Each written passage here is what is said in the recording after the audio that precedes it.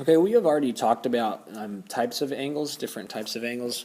And yesterday we talked about the idea of four pretty common types of angles. The first being an acute angle, and that means that it's less than 90 degrees. The second would be a right angle, meaning that it's exactly 90 degrees. The third is an obtuse angle, meaning that it's more than 90 degrees. And the last would be what's called a straight angle, and that is exactly 180 degrees. We're going to talk about a couple of other types of angles today, and specifically when we have multiple angles together. So the first thing that we're going to look at is what are called complementary angles.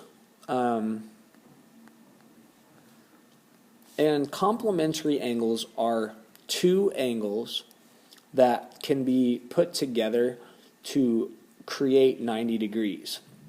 So an example of that would be if this angle were 40 degrees and this angle was 50 degrees.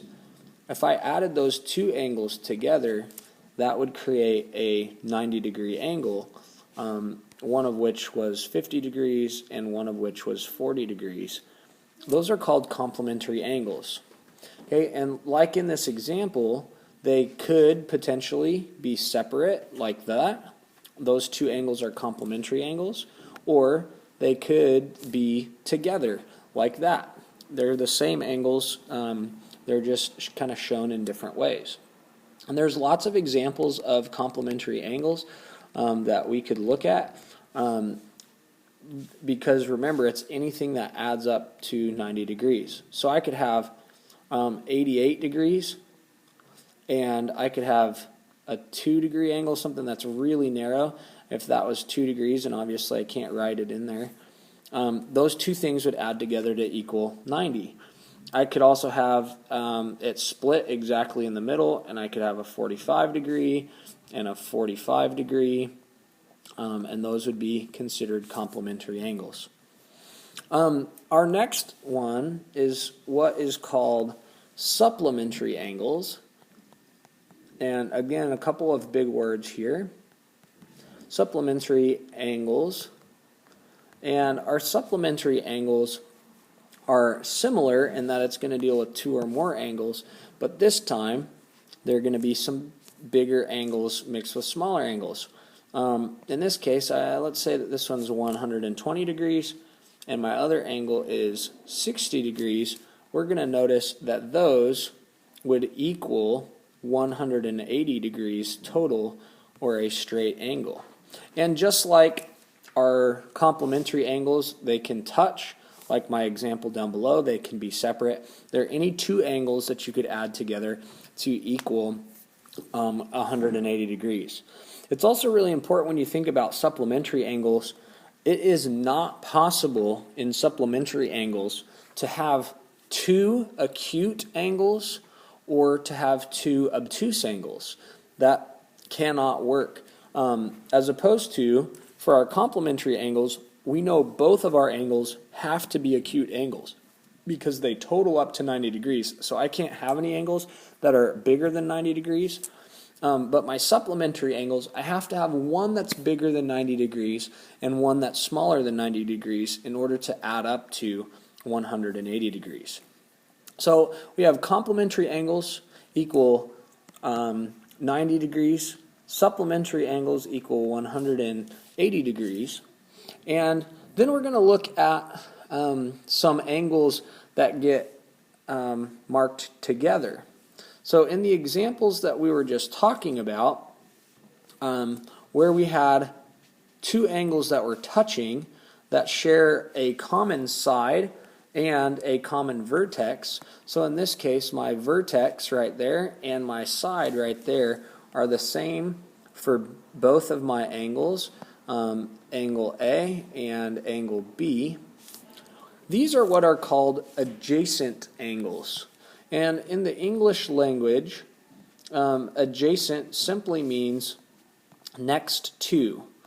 And so these two angles are next to each other.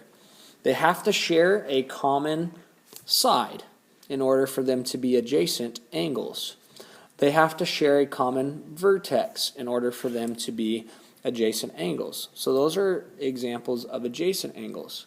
Now, with our adjacent angles, it's also really important that we recognize that because they have to share a common side, if I were to draw an angle like this, and I had another angle here, and let's say that that little piece in the middle is angle A, and then let's say that this whole big piece outside was angle B.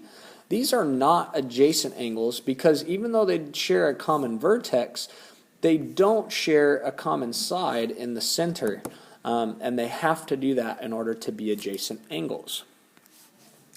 The last types of lines we're going to, or types of angles we're going to look at deal with some lines. So I can draw any lines, any two lines right now that intersect each other. I could draw like that, or I could draw like that, or I could draw like that. It doesn't really matter. For this example, I'm going to draw straight up and down like that. I'm going to label my 4 angles that are in this example, 1, 2, 3, and 4.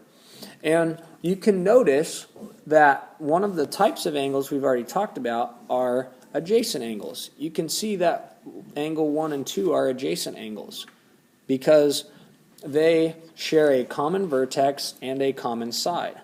Well, the same thing is true for angle 2 and 3. They share a common vertex and a common side. The same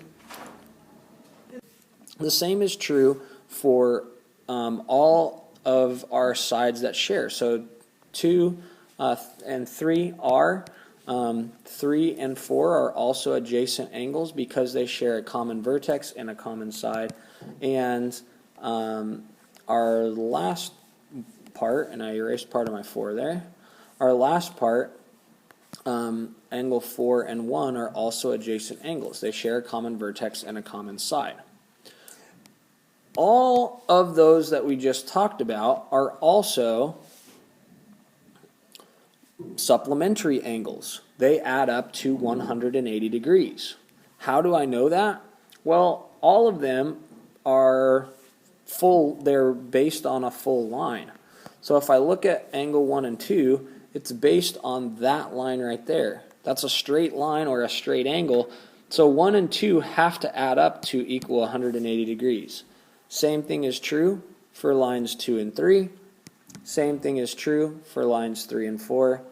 And same thing is true for lines 1 and 4. So all of those adjacent angles in this case are also supplementary angles. Now, not all adjacent angles are supplementary angles because I could have those two which are adjacent angles, but they don't, in this case, create supplementary angles. They don't equal 180 degrees. We want to talk about one more type of angles, and those are what we'll call opposite angles, or sometimes they're called vertical angles. And I can circle the pairs of those, and I'm going to pick a different color for my second pair, just so that it's easy to see. Okay, angle 4 and 2 are opposite or vertical angles, and angles 3 and 1 are opposite or vertical angles. What's needed for that is a common vertex, which they have, but they cannot be adjacent angles. So they have a common vertex, but they're not adjacent angles. And in this case, what's really interesting is that every single time with vertical angles, they are equal to each other. Vertical or opposite angles equal each other. So in this case, 1 is equal to 3, 4 is equal to 2. And so by knowing these properties, I can find out every angle measurement in this line simply by knowing one angle measurement. If I were given the angle measurement for line 4 and I knew that that was 100 degrees, I would know right away that line angle 2 is also 100 degrees, And I would have to figure out, well, 4 plus 1, because they're supplementary angles, 4 plus 1, it has to be equal to 180. So 100 plus my angle 1, I'm going to leave a blank there, has to equal 180. Well, I can fill in that blank with an 80 and know that angle 1 is equal to 80.